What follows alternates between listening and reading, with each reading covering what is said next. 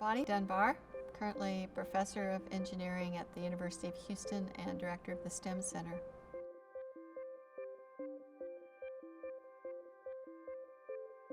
When I was in high school, so I was interested in space flight and the lunar missions, just the whole discovery and exploration of our universe when I was third, fourth grader, and I had a sixth grade teacher who encouraged me to go on to math and algebra and trigonometry and geometry. And my senior year, I was accepted to the University of Washington. I wasn't quite sure what to major in, but I did want to work in the space industry, and it was my physics teacher, Mr. Anderson, who suggested engineering.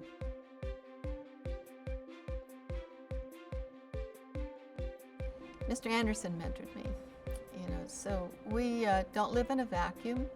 I think it's very important as we proceed through life that we share our dreams and our aspirations with people you connect with, and they don't have to be the same gender, they don't have to be the same ethnicity. People will pay attention to you for a variety of different reasons.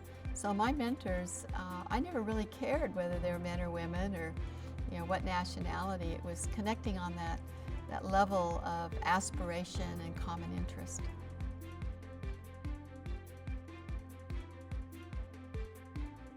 It's interesting. I will tell a story. I didn't know till I arrived at the University of Washington that there were only 6 young women and 2,000 men. It just never occurred to me. It never occurred to Mr. Anderson.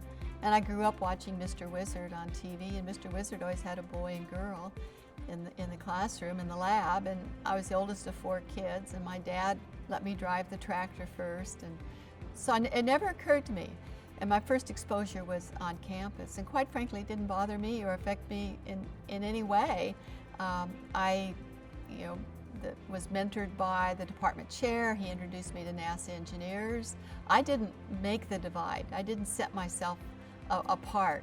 And I think that's really key. If you start setting yourself apart, other people will set you apart. So I just integrated in. My senior year, actually it was my junior year, we had a speaking contest, a technical speaking contest. And I won for our department to go to Philadelphia. And I was going to compete against the other material science and engineering departments. And my department chair said, you might want to think about giving a slightly different speech. And he said, why don't you just think about giving one, about being a young woman in the engineering field, because I don't see this big difference. I don't think I didn't solve the problems any differently.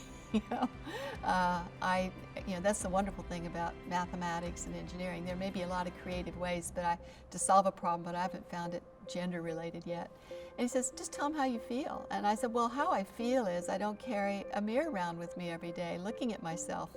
I'm looking from the inside out. And when I look at you, I don't see that you're male. I say, well, what are you thinking? What's your opinion? And I try to connect on that level. And that was what my speech was about. I look out, I have the same aspirations, I have successes, I have failures, and I like to share thoughts. I love intellect and I love conversation.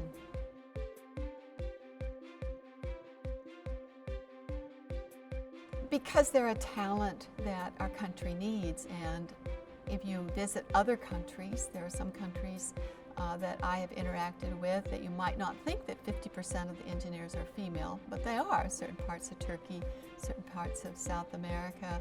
So it's a cultural type of thing. And I think after 30 years, we need to stop asking that question. I was just doing the statistics for the College of Engineering this morning, for gender and ethnicity. And in the College of Engineering at the University of Houston, 25% of our class are young women. I have a class of 166 I taught this morning, lots of young women in there. We'd like to have more. The real question we should be asking is, how do we tap the talent of the nation, and how do we stop discouraging young women? Because the companies, the government, we all want young women. It's the media that hasn't quite caught up.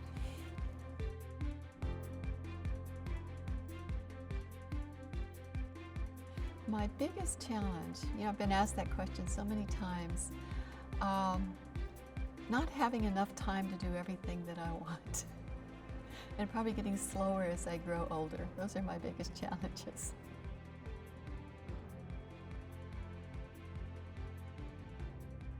Everything I've been able to do has not been in a vacuum and it hasn't been alone. I didn't build my own spaceship. I had an opportunity to help build the space shuttle as a young engineer, and I'm very proud of that. I didn't fly on my own. I didn't go out in the desert and build it and then go launch myself. It was a big team. So I think my biggest accomplishment was probably being able to learn how to work. And again, that's an attribute of my parents. I worked hard. I tell kids I wasn't born smart, I wasn't a genius, but I did learn how to work, and I always looked at failure as an opportunity. So as I go through life, nothing ever works the first time. What can I learn from it? My biggest accomplishment maybe is being somebody that my parents were happy to have as a child, not because I became an astronaut, but because I made it through life without really screwing up.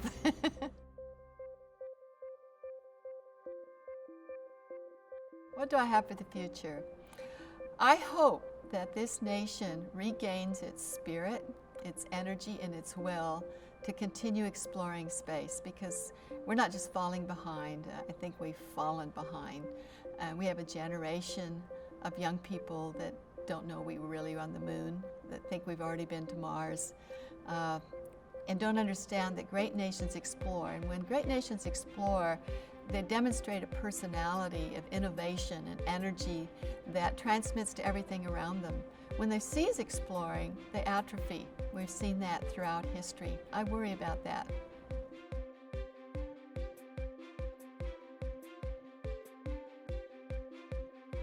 Who or what inspires me? I've been inspired by many people, but what really propelled me on, and I think that's true of many people who find what they call a passion. What's a passion? It's something that connects on a very deep level. It has no logical basis. You can't explain it, can't put it into equation, but when it's there, it helps you get up in the morning and you don't want to go to bed at night. What inspires me is the quest for knowledge of our universe, intellectual curiosity, and the physical exploration of space. That inspires me.